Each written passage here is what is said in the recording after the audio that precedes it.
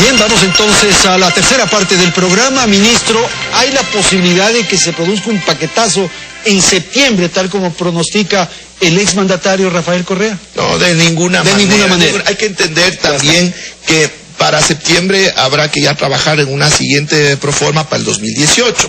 Pero como todos conocemos, está ya ahora operando el Consejo Consultivo Productivo y Tributario, que es donde se está generando un diálogo con el sector productivo a través de diversas mesas para escuchar sus necesidades y buscar mecanismos que puedan generarse para incentivar actividades generadoras de divisas y actividades generadoras de empleo. Entonces, de ese Consejo Consultivo surgirán algunos elementos que definirán las nuevas acciones que eventualmente tendrán que incluirse en la proforma del 2018, pero está completamente alejado y no tiene nada que ver con ese concepto de paquetazo que eran esos golpes a los más pobres que solucionaban el tema fiscal pero le arruinaban a la economía. Pero reformas tributarias sí.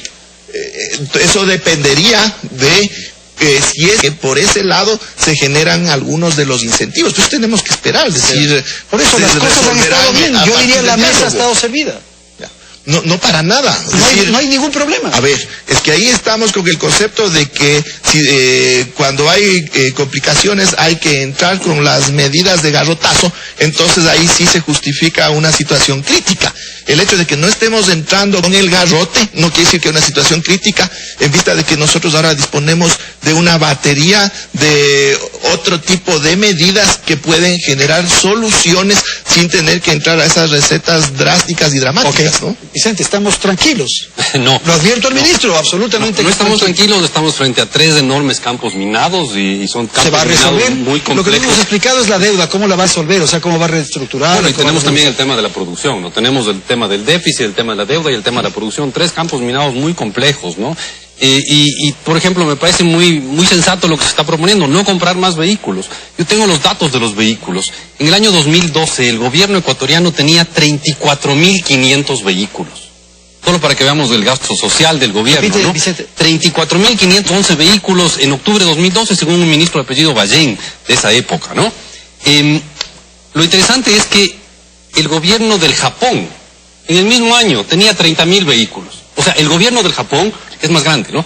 El gobierno del Japón, que es mucho más grande que el Ecuador, tenía 30.000 vehículos, mucho menos que el Ecuador. El gobierno de Estados Unidos, que es todavía más grande, tenía 70.000 vehículos, cuando el Ecuador tenía 35.000 vehículos. Pero ¿no? solo en Washington, pues. No. Todos son datos de la revista The Economist. Entonces, el hecho es que el Ecuador se ferió completamente este boom. Y ahora, claro, hay que coger y ver cómo meter el freno sin que sea un frenazo de golpe en el que todos se estampen contra el parabrisas estando dentro del auto, pero que hay que meter el freno. Lo que no nos ha dicho el ministro es que va a haber ajustes de gasto. Sí, claro, el gasto va a caer. Bueno, pero ha dicho ya algunos. Exacto, y ese gasto más pequeño va a producir un crecimiento más bajo. Ojalá ya se vaya creando el ambiente necesario para que el sector privado invierta, para que haya más producción en el país. Pueda caminar sobre sus propios pies. Eso será, ya no requiera el apoyo de lo Lo que pasa es que en el fondo solo el sector público estaba jalando la economía, no era la inversión productiva, la inversión privada. Se construía carreteras, sonaba lindo, había una constructora brasileña ganando plata por las carreteras, pero como no había inversión a la derecha y a la izquierda de la carretera, no se llenaba de camiones. Se beneficiaban los grupos privados que dice Jaime. Exacto, los grupos privados con el gasto del gobierno, teóricamente con visión social. Jaime, por favor. Sobre los ajustes, sobre lo que hay que hacer, un poco pensando. Yo no creo que haya una discusión donde las cosas se adjetivicen, ¿no? A mí me molesta mucho, lo digo sinceramente, por lo que acaba de decir anteriormente Vicente. No estamos aquí para adjetivar. Estamos adjetivando mucho y estamos proponiendo menos. No veo propuestas. Veo generalidades. Me alegro mucho de que se tome las riendas de este caballo desbocado que le llamamos capitalismo y que no es sino las consecuencias de vivir en una economía dependiente de las materias primas, en una economía globalizada, donde el sector financiero mundial está incluso, ahora ya lo dicen los mejores analistas, fijando los precios de las materias primas. Ya no es el mercado petrolero la oferta y la demanda petrolera. Ya son los seguros, los contraseguros, etcétera, ese es el mercado. Entonces una economía como la nuestra tiene que defenderse frente a la vorágine internacional. Pero ¿y por qué otros países sí crecen? Vamos a ver, no pero es que es el mito del crecimiento. Discúlpeme, yo no voy a decir que es una tontería que crecer por crecer. No hay que generar riqueza. Perdón, yo no te he interrumpido cuando he hablado, por favor, no me interrumpas cuando yo hablo. Lo que yo estoy diciendo, que cuando se crece, se debe redistribuir. Pero también puede haber una estrategia de redistribución para crecer, que puede ser muy loable, y digo, eso es lo que yo más o menos estoy proponiendo. Quitarle riqueza a los de arriba, a los que más concentraron en estos 10 años la riqueza, ¿no es cierto? Bajar el IVA, que significaría aumentar la capacidad de inversión, porque ahí está la capacidad de inversión, está en la demanda. Bueno, es una estrategia, se llaman estrategias keynesianas. No me importa a mí si fueron o no caducas, pero que funcionaron. La economía capitalista norteamericana funcionaba con estas medidas y funcionaron muy bien hasta los años 60. Funcionó un capitalismo con expansión de gasto público y empresa privada combinados en Suecia, en Noruega, los famosos países nórdicos, ¿no es cierto? Bueno, vamos a tomar los ejemplos de esas ideas, ministro. Bueno, es quitar a los ricos para dar a los pobres. Bueno, no es exactamente, yo interpreto lo que dice Jaime en el sentido de que promoviendo una mejor redistribución se puede potenciar las capacidades productivas desde los que menos tienen y con eso se puede potenciar todo el crecimiento de la economía. Pero el neto al final es una generación de mayor riqueza mejor distribuida. Ahora, en los tributos, ¿qué otras opciones están barajando ustedes? Bueno, como esta idea de Jaime de bajar el IVA, como les decía, requiere estudio. Todo esto requiere estudios y por lo pronto la proforma está planteada sobre la base de un escenario pasivo, es decir, sin cambios de las reglas de juego en términos el anticipo tributarios. Del impuesto, eso se discutirá en el Consejo Consultivo Tributario y de lo que se resuelva ahí igual se establecerá en ese marco. Tú tienes preocupaciones. Hagámosle 2 o 3 preguntas al ministro rápido, porque estoy sobre el tiempo. Vicente, ¿qué le preguntas al ministro? Yo creo que es evidente y el ministro sabe esto. El Ecuador es hoy más dependiente del petróleo de lo que éramos hace 10 años. Pero el petróleo no pesa nada en el presupuesto. No, del presupuesto no, pero sí en el moverle a la economía. Hoy estamos mal porque el precio del petróleo cayó. Entonces nos volvimos mucho más dependientes del precio del petróleo. No logramos romper esa dependencia del petróleo. Antes éramos dependientes. Ahora somos adictos al petróleo. ¿Cómo vamos a romper la adicción al petróleo? Yo le contestaría que la dependencia no ha cambiado, sino que cuando hay menos dólares por el petróleo, en una economía dolarizada, ahí se siente la dependencia. Cuando había muchos más dólares no se sentía o no parecía la dependencia. Entonces, ¿cómo vamos a romper? Es justamente generando incentivos para que la economía se mueva sobre la base de su producción interna y cada vez dependa menos de las exportaciones petroleras. Ok, Jaime, la pregunta que quiere hacer al ministro. Bueno, insisto, uno de los problemas no solo es el crecimiento de las importaciones, efectivamente lo es, estoy de acuerdo, pero otra es la salida de divisas, porque este país sigue sacando riqueza, sigue generando riqueza, sigue sacando riqueza. ¿Usted es partidario de que el impuesto de salida de divisas se mantenga, se incremente? Bueno, también se puede hacer una reestructuración de eso.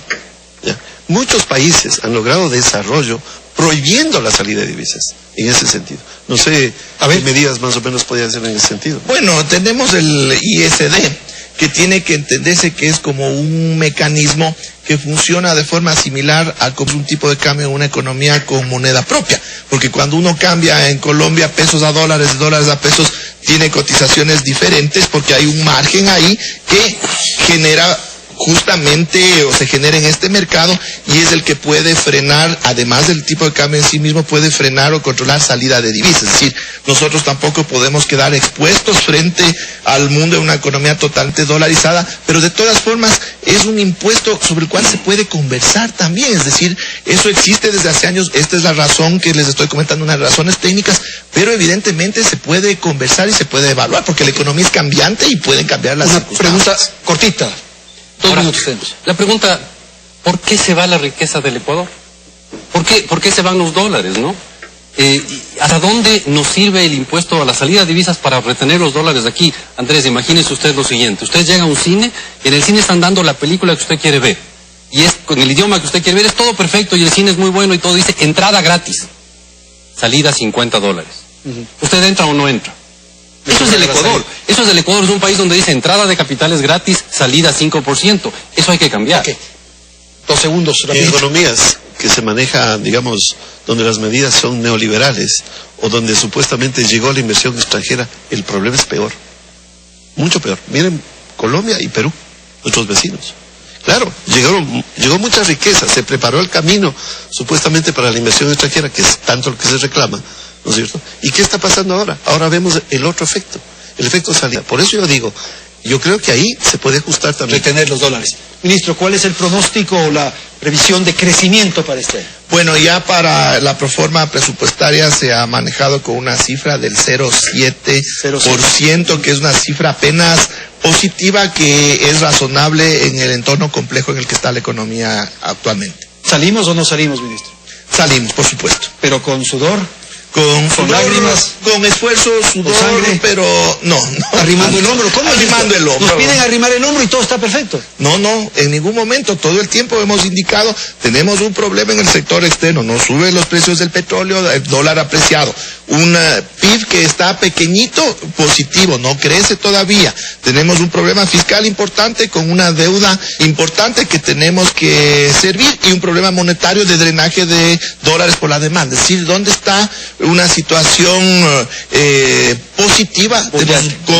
Boyante, tenemos complicaciones, pero para eso estamos, para trabajar y sacarle adelante al país. Gracias a Carlos de la Torre, Vicente Albornoz, Jaime Gallegos. Gracias a la audiencia, felicidades. Hasta la próxima semana.